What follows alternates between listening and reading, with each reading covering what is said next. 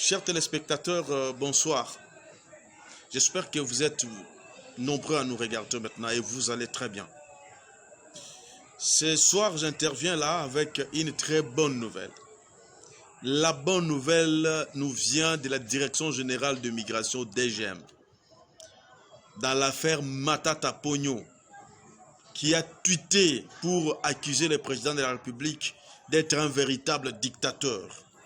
Matata Ponyo qui a déclaré qu'il avait été interdit à l'aéroport de Ndili pour se rendre à Ndili. Mais pendant que je vous parle, chers téléspectateurs, nous avons la bonne information qui nous vient de la DGM. Vous avez suivi la radio le matin. On vous a tout dit le matin sur Top Congo, sur différents médias de la République démocratique du Congo qui ont donné la vraie version de la situation qui s'était déroulée à l'aéroport d'Ndili. On nous fait voir que Matata Ponyo, lorsqu'il est arrivé à l'aéroport, il a refusé que l'on ne puisse procéder au contrôle d'usage qui s'effectue à l'aéroport. Voilà la version officielle. Et c'est la vraie version. Donc quand vous venez à l'aéroport, parce que vous êtes opposant à M. Matata, quand vous êtes opposant, vous venez à l'aéroport. Les communs des mortels, et se font fouiller. Mais vous, parce que vous êtes opposant, on ne peut pas vous fouiller. Et pourtant, ça se fait partout, en Europe, un peu partout aux États-Unis. On doit toujours fouiller les bagages du passager pour se rassurer qu'il n'y a pas d'objet susceptible de poser des actes infractionnels ou criminels dans l'avion. Et c'était juste ça. Messieurs, on doit fouiller vos bagages. Et puis, selon toujours les sources de l'aéroport de Ndili que nous avons suivi, on nous fait voir que monsieur est venu, Matata Ponyo est venu en retard. Il n'est même pas venu avant, il est venu en retard. Et quand il est arrivé, messieurs, on doit vous fouiller pour que l'on puisse procéder à ce que nous avons l'habitude de faire, la procédure normale pour voyager. Non, en tout cas, on m'interdit de voyager. Non, en fait, c'est tout à fait normal. Tous nous voyageons, vous aussi vous voyagez. Lorsque vous arrivez à l'aéroport et vous refusez de vous plier aux normes aéroportuaires, en tout cas, on vous interdit de voyager. Mais cela ne peut pas provenir du président de la République. Parce qu'il a alerté tout le monde. La présidence m'a interdit de se rendre à Bunia. La présidence, Monsieur Matata. Finalement, vous cherchez quoi? Et aujourd'hui, le dimanche, nous apprenons que vous n'êtes plus à Kinshasa, vous vous êtes déplacé.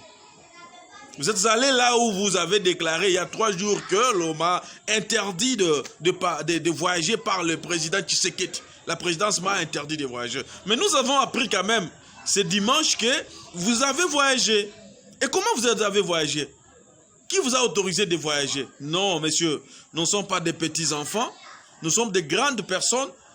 Il faut faire cette politique-là ou cette opposition-là aux enfants. Les Congolais sont déjà éveillés. Et les Congolais connaissent beaucoup cette fois-ci. Musée Matata Ponyo, Haya. Au moins, à chaque sortie médiatique de M. Matata, l'ancien Premier ministre de la RDC, il y a toujours des gaffes. Il commet toujours des gaffes. Dans l'affaire Salomon Kalonda, il s'est lui-même invité en justice pour dire non, l'arme Jéricho n'appartenait pas à Kalonda, c'est l'arme de mon garde du corps. Mais on doit vous inviter aussi pour donner des explications par rapport à votre déclaration, monsieur. Et si l'on vous invite, vous allez dire non, c'est un acharnement. J'étais dans l'affaire Boukangalose, aujourd'hui c'est l'arme. Vous allez crier à l'acharnement. Non, non, monsieur, c'est pas bien. Ils ont bien été. Ils ont bien blanc aux ostras, aux papa Mukolo, aux anciens premiers ministres, bon, la biso, tous respectés, aux opposants, mais il faut ça la opposition, il y a vraiment malonga. Et non pas opposition, non, ça va pas. Musée, tout le monde a foigné, en tout cas, il y a ça, opposition, il y a quoi ça, ni mambo ingine. Vous créez des scandales pour se faire sentir. Pour que les gens disent que non, voilà, écoutez, en RDC, tu sais qu'il fait ceci, fait cela. Qu'est-ce que le président a à faire à l'aéroport? Vous avez déjà vu, tu sais qu'il aller à l'aéroport d'Indi, placer les gens de la présidence à l'aéroport pour vous interdire de voyager. Maintenant, aujourd'hui que vous avez voyagé, il fallait aussi retweeter pour dire, voilà, c'est dimanche, nous sommes dimanche, le 4e aujourd'hui, dimanche 18 juin 2023, j'ai pris mon avion pour aller là où on m'avait interdit. Ça devait être ça, non? Non, franchement, ce que vous faites, ce n'est pas bien, Papa Matata Mpogno. Papa Matata, ce que vous faites, ce n'est pas bien. Ce n'est pas bien. Ce n'est pas bien. Chaque fois quand vous sortez, il y a toujours des histoires. Vous laissez toujours des histoires superfétatoires d'ailleurs. En tout cas, merci beaucoup, chers téléspectateurs.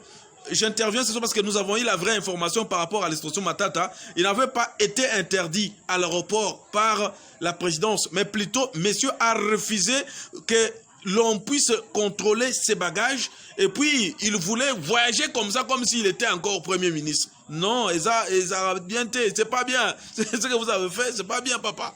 Fallait que ça arrive, ça vous arrive aussi, parce que quand ça vous arrive, vous comprenez vraiment que non, les pays fonctionnent. Ce n'est pas un pays où quand un opposant veut voyager, on lui laisse voyager parce qu'il est opposant.